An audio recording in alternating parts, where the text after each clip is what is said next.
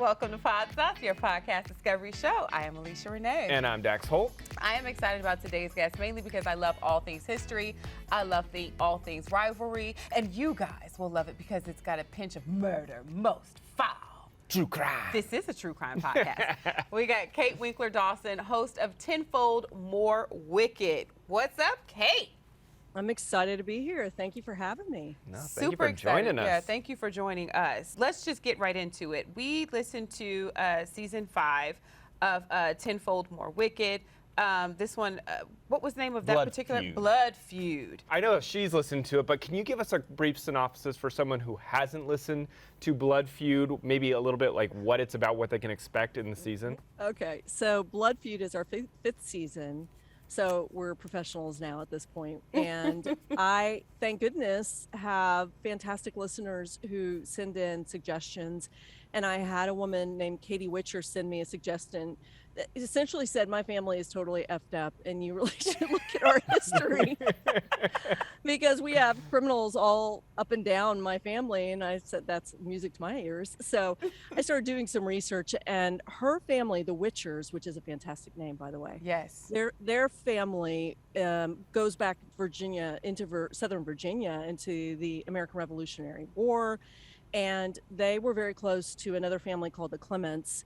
And many Clements married many Witchers, but there was really one that sparked this epic feud between these two families that no one's ever heard of until I think my podcast. And it started thanks to a really bad marriage. And within this bad marriage, they did manage to have a child, and it turned into a custody battle, which turned into a whole lot of murder during court proceedings in a custody battle over this little girl who, thank goodness, ultimately turned out to be a wonderful woman, but it was a huge mess. And it's so interesting because both families know the whole story. And frequently in the show, I'll talk to families who know bits and pieces of their family history, or sometimes I'll find people and they just go, I have no idea that this even happened in my family. And boy, the Witchers and the Clements knew all about the story. So this was a really big deal to them. So it was really great I had a family reunion and we got together and we talked about it. They had never had that before. And we talked about the showdown that happened between these two families that just turned horrible for both families. What I found to be very curious too, the approach that you took in the podcast, and let me know if it was intentional, you really kind of talked about the evolution of how marriage was it was a institution of business. It was a proposition of business. Women were property, and oftentimes that they found themselves in abusive marriages, they didn't have the means or the resources to get out of this marriage. But what's the lead, the woman on, what's her first name? Victoria Clement. Yes, Victoria Clement Witcher. Mm-hmm. Victoria Witcher. She married into the Clement. Victoria Witcher. Right. She did have the means and the resources. I found it was such a beautiful way you tied into how women back then, how they couldn't do what women today still have to fight to be able to do. Yeah, and I think, a couple of the people I speak with in the podcast, particularly Katie Witcher, the one who brought this to me, talks about divorce and how difficult it is now. And we talk a little bit about the evolution of women in divorce and how, of course, in the 1700s, it was nearly impossible for women to get divorced. And frequently they didn't. They just lived apart is what would most of the time happen in the 1700s. And then in the 1800s, like when this happened, you literally had to file a request with the state legislature to get a divorce. It was an act of the state to compel this divorce. And so the fact that Victoria Witcher Smith Clement, which is a very long name, the fact that Victoria, who married this man, whose name was James Clement, was able to file was unusual because they really looked askance at women who filed. They just didn't believe them. And usually if men filed, it was for different reasons. It was infidelity, or they wanted to marry someone else, or something. So this was a really big deal. And she had the backing of her family. Who was and very they were politically not, entrenched. They were not married very long. I mean, it was like barely a year. So this was clearly a bad marriage from the start that resulted in a terrible 3 murders, and all at the same time, and a ruined reputation for one of the families. But the product was this wonderful woman And I speak to her great grandchild who just said the little baby who was being fought over ultimately ended up being a fantastic person.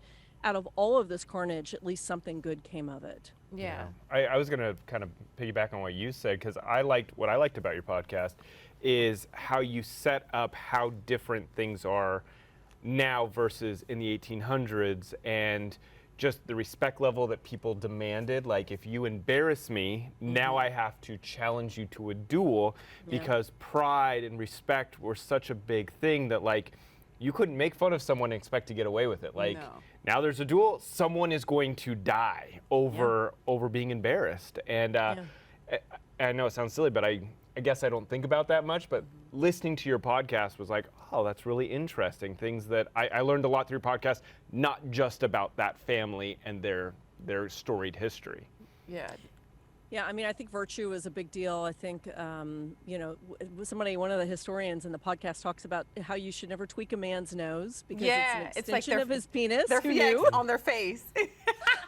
So don't ever do that. I was like, oh, I didn't see that. Well, what I was going to say was that then you look at Twitter, which is a lot of public humiliation. And so, obviously we have many of us, most of us have evolved over hundreds of years into hopefully, being able to control ourselves a little bit more. But public humiliation was a very real motive for murder in the 1800s. It just didn't shock anybody who I spoke with who knew anything about the 1800s that this kind of feud started over perceived humiliation from one side of the family to the other. So yeah, it's interesting.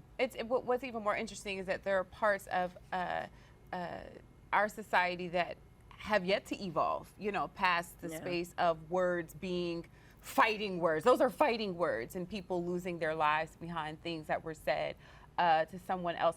I only got to episode 5 in the podcast, so I didn't yet get to the point where people came up dead. Is that something you want to talk about now, or would you prefer that people listen to find out who done run off? Well, to the upper room. Who done run off to the upper room? Or the lower one. I would say yes. I would say that there are these two families. They're both very powerful. They are both very hot-headed. One is a set of they're essentially war criminals. Viking blood. I mean, really. I mean, the Witchers are very aggressive in battle. They were during the Revolutionary War. They were in the Civil War. And then you have another set that are also, the Clements are also scrappy. So you put those two groups together, and I don't think it's a spoiler to say that of the two families, there's one family that endures an incredible amount of tragedy. 3 people dead during court proceedings. That's how Katie Witcher pitched it to me. She said during a divorce proceeding, these people are slaughtered. And then another family that is essentially ruined and had to build themselves back. So there's a lot that unfolds, and that's what I look for in this show. Is it's not just a murder, or it's not even just 3 murders. It's what are the themes that happened then that haven't really changed that much today, or what can we shine a little light on? And of course, this is 6 episodes, so there has to be a lot of action that happens across those 6 episodes for me to think that it's really going to be a good story for the show. Absolutely. Yeah, when the cameras stop rolling, I want the exclusive. I'm not going to ask you while the cameras are rolling, because everyone should listen to it. I want the exclusives. Well, so Kate, and this is not even your newest episode or your newest season. We just is the one that we got caught into, so we want to talk about this. But you have season 6 that is now out. It's called The Echo of Murder. So what can we expect? Obviously, we're going to check it out. We haven't had a sec yet, but can you tell us what season 6 is and what we can expect from it? Sure. So season 6 is set in Texas, which is where I'm from. I end up filming a lot in Texas. I'm from Austin. I'm from Houston. All right. Yeah. Yeah. I mean, I love all parts of Texas. I think are so unique and so interesting. And my family and I go to the coast an awful lot. In fact, we're going just in a couple of weeks to Port Aransas. And right next door to Port Aransas is a small fishing village called Aransas Pass. And we drive through it all the time. And I like to do shows in really interesting places, and I drag my family along with me. So they came to Virginia for the season 5 Virginia story. And we went to the Texas coast.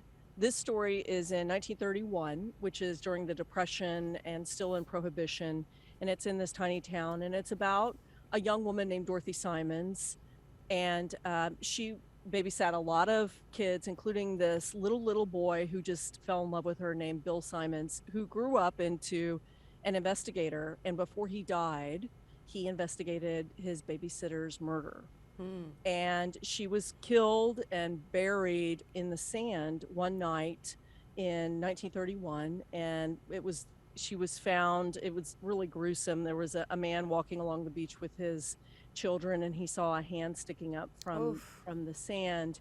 Those And babies. she was this bright, amazing woman who was the center of her family. And but her family were outsiders, and it's a lot about how a small town can rally around an affluent family, not even affluent, just a well-known kind of a family that's been there for a long time.